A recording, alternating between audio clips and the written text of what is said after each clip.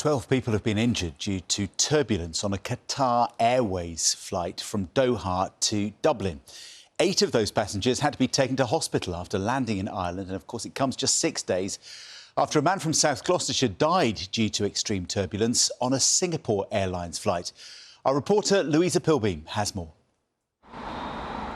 Passengers and crew on board this Qatar Airways plane were launched into the air and objects thrown across the cabin.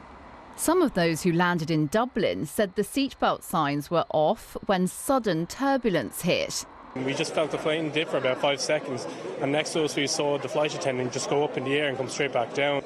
To have the seatbelt signs on, they were off. Next minute, whoa, dinner came off my lap. Just food all over the plane. I had my seatbelt on, she didn't.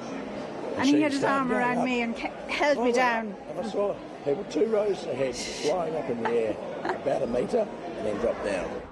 When the plane landed in Dublin, it was met by emergency services. 12 passengers and crew were injured.